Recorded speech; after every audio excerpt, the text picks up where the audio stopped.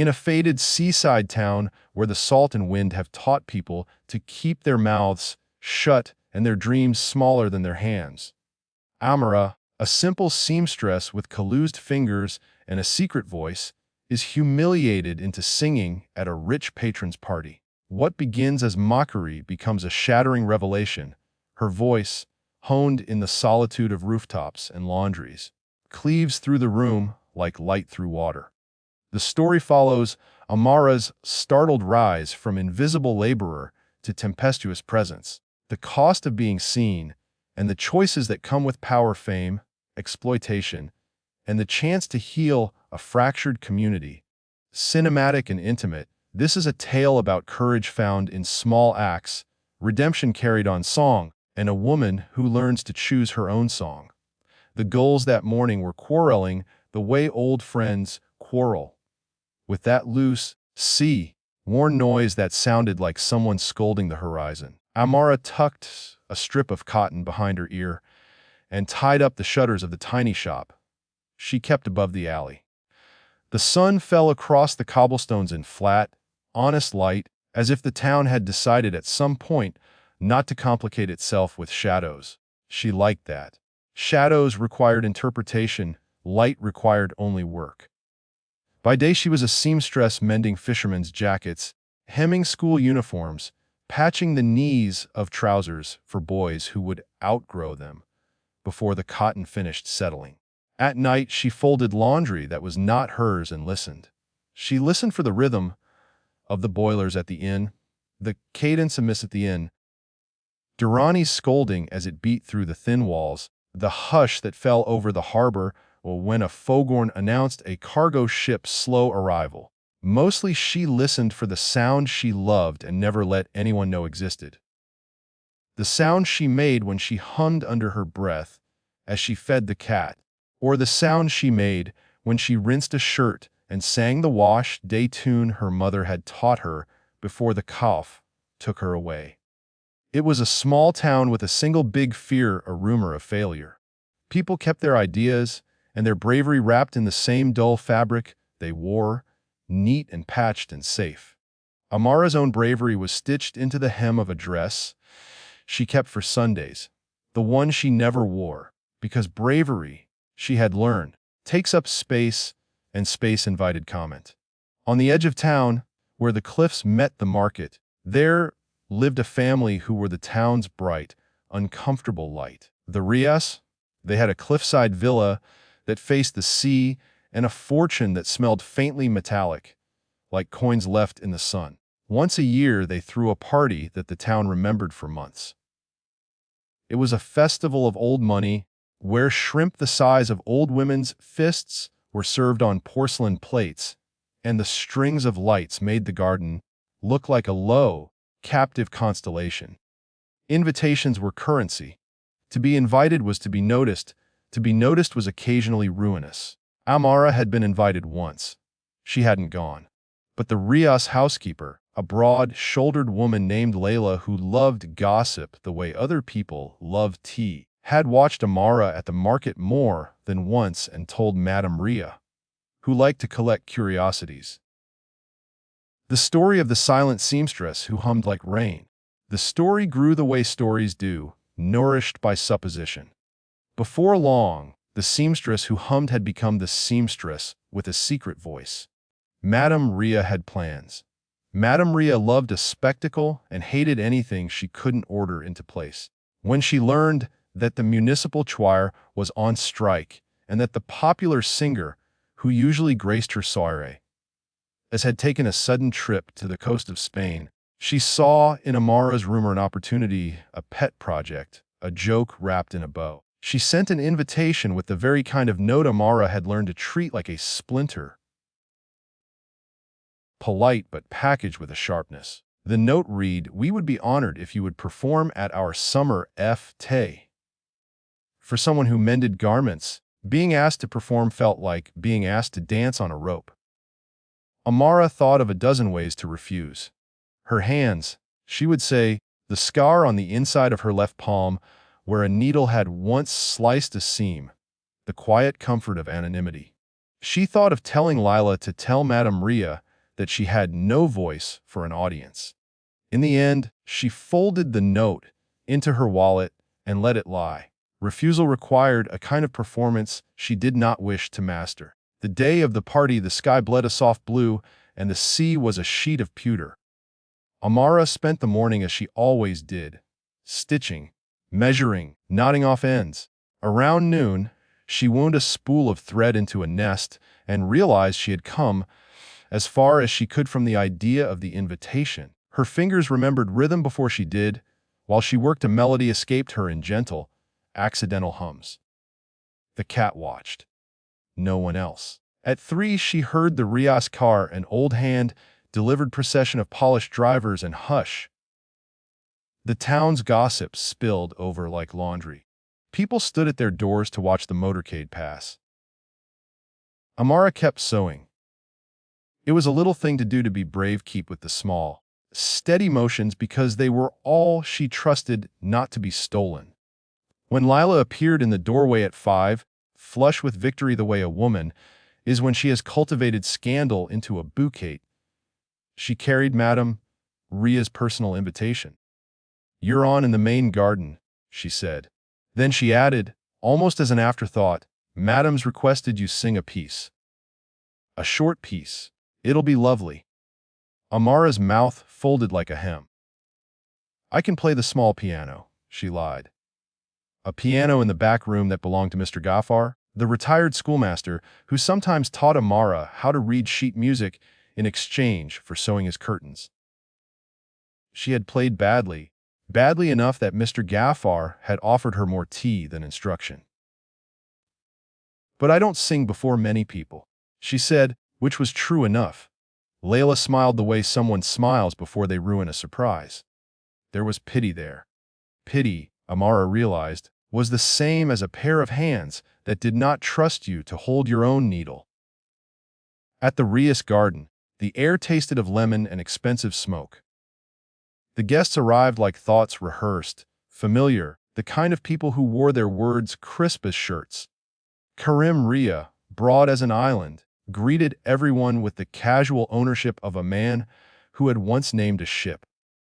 Madame Ria glided through her guests, a presence that had perfected the expression of benevolence and could switch, with the ease of a seamstress changing thread, to scorn. Amara felt her heart beat like a frightened animal. They sat her on a chair by the fountain, an artful basin of stone with little bronze cherubs that spat water like gossip. There were other performances scheduled, little amusements for the affluent, card tricks, a reading from a poet whose fame was polite and small. Amara could see the servants angling for spare bits of food, the children darting like minnows. Voices flowed around her, discussing investments and mistresses, the comfortable kinds of sins that make a garden party interesting. When the moment came, Madame Ria announced Amara with a theatrical sigh. "A little surprise," she said, as if Amara were a trinket to be admired and put back on the shelf. The crowd's patronizing hum was a fabric Amara had known how to move through. But then someone with lacquered fingers and a laugh that sounded like a bell being rung for free sample, clapped slowly. "She's no singer," the man said, and his words were buoyed by other people's nods. "Let's hear the seamstress sing. Let's see if the rumor has anything under it besides wind." Lauder. Amara felt the color leave her face in careful, professional strips. She stood because standing seemed less like an admission. She turned to the assembled faces. Some curious, some cruel, some bored, and she wanted to fold into herself, to become the thin cotton she threaded into hems. Out there, among the guests, there were people who could make her entire life into a joke, and then tuck the joke away with a satisfied sip of wine. She imagined that the sea would come and that it would wash them all away. The thought was absurd and honest, and gave her a little steadiness. "Just a song," Madame Ria said. "Whatever you like." Amara's fingers found the hem of the chair. In her pocket she carried a small shell, a gift from her mother. Her mother had said once when Amara was small and the cough had not yet taken her. If you have nothing to say to the world, sing into a shell. The sound becomes different. It becomes only yours. Amara closed her hand over the shell now, and the memory of her mother's hands was smooth and warm as a pressed flower. She had meant to sing a lullaby, something low and domestic and harmless, a tune that the dockworkers' children sang as they fell asleep. But when she opened her mouth, the sound that came was not small. It came like a door opening in winter, cold, full, and necessary. It traveled not only the space but also the air between people. For a moment it felt to Amara like a thing she had borrowed and then returned. The voice did not feel owned by her. It felt like a season that had come to the town and would stay as long as it pleased. The first note fell heavy, clean, and made the fountain shiver. Conversations lapsed. The children stopped moving mid-arc as if someone had summoned the pause key. Even Chef Bill, who for years had worried his way through lamb roasts, stilled with a spoon in his hand, a look on his face like someone who'd remembered an old recipe. The laughter stuttered and dissolved. The men who had been ready to joke folded their hands into silence as one might fold a sharp knife into its sheath. It was a voice that contained things: the softness of water humming against the skin, the grit of wind that had learned to sing, the H in the throat of someone who had kept songs long enough to make them raw. It stemmed from no conservatory and everything learned in the open air. Phrasing learned from watching gulls change their cries, pitch learned from how the street vendor shouted prices. It was not pretty in the way a trained soprano is pretty. It was pretty in the way the sea is pretty. Enormous and indifferent and honest. Amara sang not to show, but because the song was a shape within her that wanted to be outside.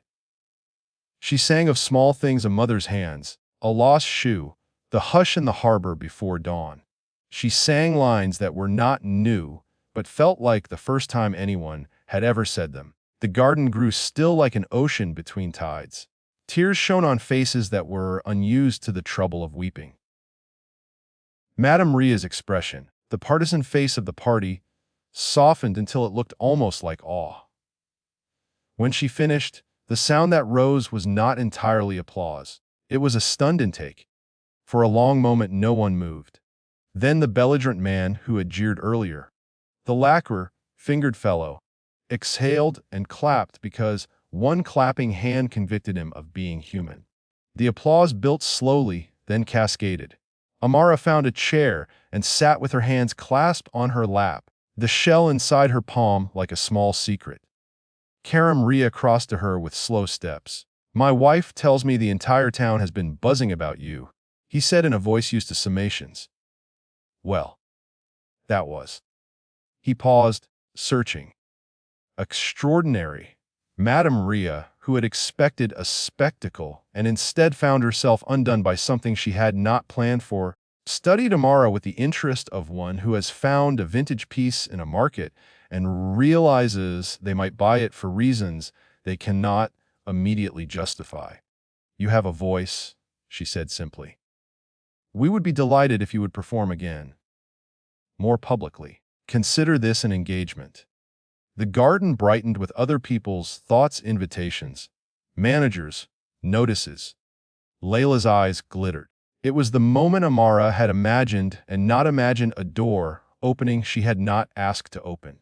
There was fear. She felt it like a weight at the core of her chest, but beneath it was a new knowledge. Her voice had not been a joke. It was a tool and a mirror and, perhaps, a map. Word moved like oil in the town.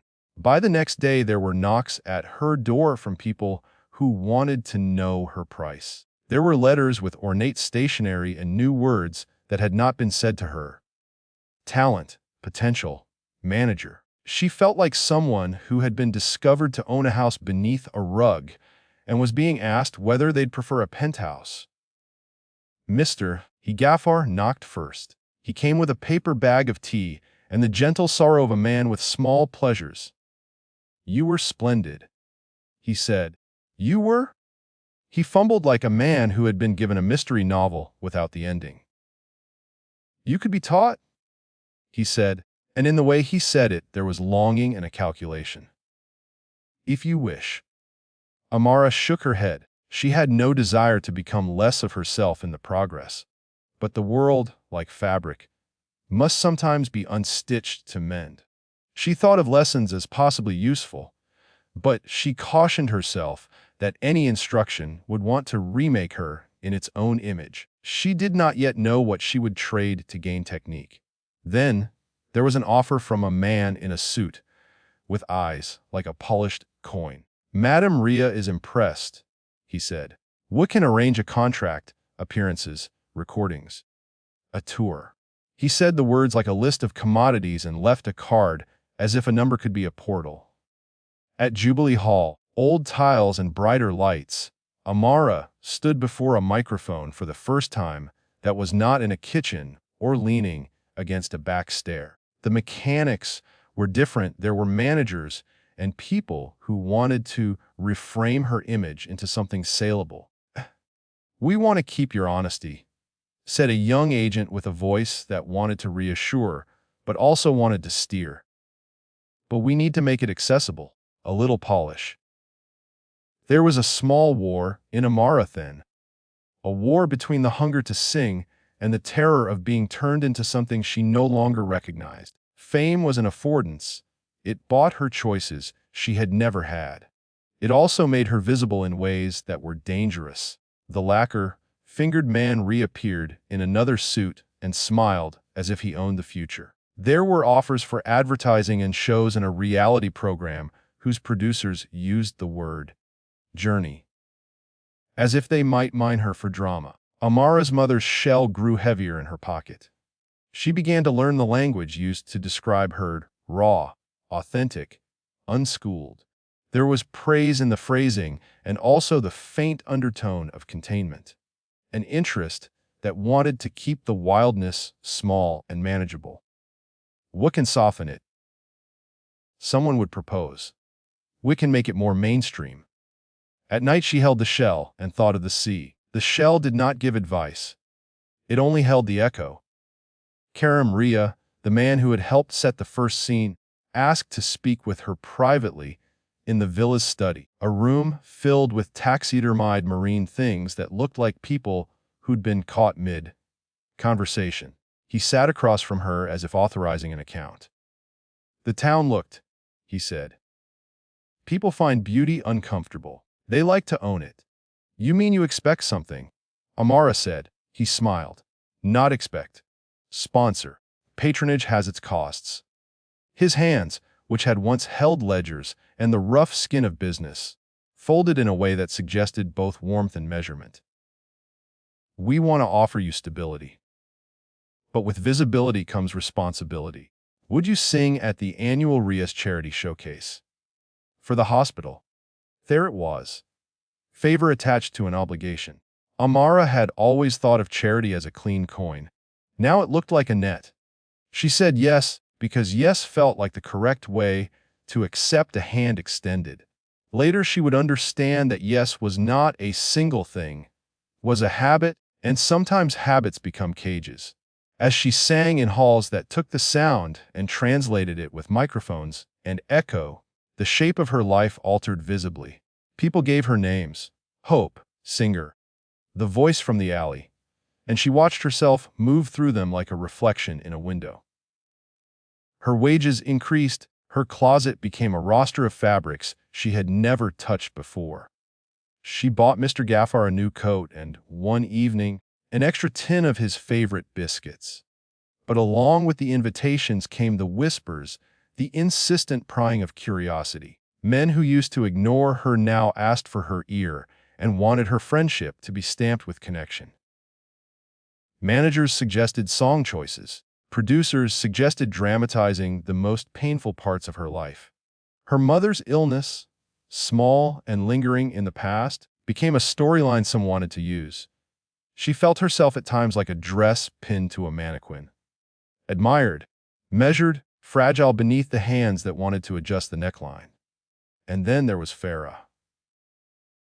Farah had been a singer once, a local favorite whose career had folded under the weight of a scandal involving a leaked recording, and a manager who owed far more than the bank. Farah lived on the edge of town, now in a house neither small nor big enough to be professional.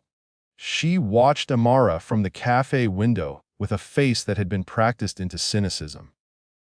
When Amara's name began to carry weight, Farah's cup of coffee grew colder. They met by accident in the market. Farah stood with a basket of peaches, wearing a sweater with a hole mended by a coarse, obvious stitch. Amara recognized her by the way she kept her jaw, as if braced against weather. "You're the one they sing about," Farah said, blunt as a bone. "You surprised them, I heard." Amara, wary of compliments and wary of hostility, offered none. "I only did what my mother taught me," she said. Farah laughed, but it was a small, unsatisfied sound. "They'll polish you until you're barely you," she said. "They'll cut the edges off. Be careful with managers. They smell like new money and old hunger." Farah's bitterness was not simply a mirror. It was a warning that came from a map with scars. Amara listened. She liked Farah's honesty, though it came with extra salt. Over time, an unlikely companionship grew. Farah, who had been used and traded and mostly ignored, began to teach Amara tricks of protection. How to ask for written terms, how to say no without burning a bridge, how to keep a core of yourself private. In return, Amara gave Farah something she had not had in years, an audience. Farah performed once at a small charity evening, and the applause that greeted her felt like a return. Not of everything lost, but of dignity. But the world is impatient with subtleties. A television program offered Amara a weekly slot. The contract was generous. "You'll be the face of the show," the producer promised. There would be cameras, sponsors, a touring band. They would fly her to the capital. The chances and the fear pressed at her like two hands. On the night she was due to sign, she dreamt of the sea breaking glass and her mother pressing a shell over her mouth until sound turned inward. She woke with the taste of salt and something like obligation. At the Rias villa, the room smelled of varnish and jasmine. Karim had invited her for tea. His eyes were careful. "You should take the show," he said. "It will make you secure. Your voice will reach farther. Think of the hospital donations, the children. Think of all the good you could do." Amara looked at the contract and at the neat rows of figures. There were clauses that suggested exclusivity, requirements that she perform whenever the network requested, demands for appearances with sponsors who traded in soft drinks and cosmetics. The fine print was a net. "And if I refuse?" she asked. Karim's mouth thinned. "Then someone else will take you," he said. "The world always wants. It is how it sustains itself." That night she sat on the rooftop, the town asleep in its small, honest way, and sang until the stars came out. The voice felt different in the dark, older and sharper, and true to itself. Farah came by and listened, the steam from her cup making a hilo. Between them there was a silence like a bridge. "You can have everything," Farah said, "and be frightened. Or you can have less and be whole. People think those are opposites, but they are choices." Amara thought of the shell and the memory of her mother's fingers. She had to choose which markets would earn her livelihood and which her life. Fame could buy bread and medicine. It could also be a lens that refocused her into a commodity. The turning point was not sudden, but a slow accrual of events.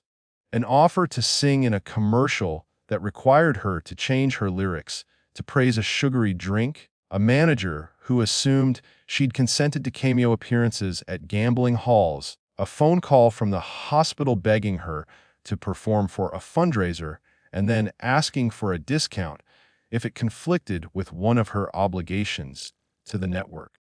Each request was reasonable in its own small way. Together they pressed like steady, polite rain until she felt the seams of what she had been begin to strain. She declined the commercial. The agent who had first courted her withdrew and stopped returning her calls. The festival, in the capital, offered her a slot at an odd hour after the main acts. The lacquer fingered man offered a private concert for an audience of businessmen who wanted a pretty show and a story. She said no more than she expected to say. No. Until she found the cadence to refuse without apology. The turning moment arrived publicly when Farah's old manager tried to corner Amara at a charity dinner. He requested a private meeting, but made it obvious, in the way of people who use status as a net, that his interest was more about leverage than music. Amara refused. The merchant's temper, which had been kept in reserve, flared. He insulted her mother. He used words that were meant to wound someone who had once kept a secret. Amara listened, while the room watched. Her voice touched her then, not from outside, but from within, as if the earlier power had not been a gift but a part of her that could be called upon. She did not sing that time. Instead, she rose and told the man a truth that her mother had sung until her lungs failed, giving sound to the town in small, honest ways, and that nothing he could buy could undo what had been born in the market and the rooftops and the laundries. Her words were simple, honest, and sharp as pins. People shifted. Some nodded, some looked embarrassed for having been entertained by cruelty. The lacquer-fingered manager tried to laugh.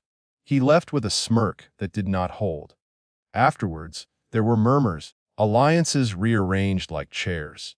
The true test was a benefit concert for the Coastal Hospital, an event layered with media and earnestness. The network wanted her. So did the Rias. But after the run of offers and the taste of being molded, Amara decided she would perform, but on her own terms. She refused the network's exclusivity, negotiated to keep a share of the proceeds for a local scholarship, and insisted that Farah open the show. It was a small rebellion, the kind stitched into seams so that the whole garment might wear better. The night of the benefit, the hall was full. The air hummed with the suspicion that audiences always have before they are surprised. Farah's set was raw and good, and the audience responded like a wounded animal to a hand. Then Amara took the stage. She had chosen a song that was about small things, about a woman who irons a shirt and remembers her mother's laugh, about a child who finds a coin on the street and thinks it a treasure. The arrangement was simple: a guitar, a cello, and her own voice. But what she chose to do with the moment was not to magnify herself. Instead, when she finished her first verse, she did something the network had never planned. She invited the hospital patients, children with bandages, elders with cautious smiles, onto the stage. She asked them to stand with her, to sing one line each from the chorus. The audience, trained to look only at the star, shifted its focus and saw the faces of the town up close. Cameras closed in and then moved away, because this thing was not easily sold. It was too raw, too immediate. When the final chorus rose, the sound was communal, a tide formed not from a single voice, but from 1,000 small currents. People cried. The lacquer-fingered manager's face was a wash of surprise and something like regret. Farah wept, and Amara felt her own throat close with a fierce, kind joy. It was not about fame anymore. It was about gathering the town into a single pattern of sound, like stitching together frayed edges. In the end, Amara did not become the star the network wanted. She took offers selectively, enough to pay for the hospital wings and for Mr. Gaffar's biscuits, and kept the rest of her life modest, as she had always preferred it. She recorded songs that she allowed to be interpreted loosely, not polished to an inch of gloss, but presented in scratch and cloth.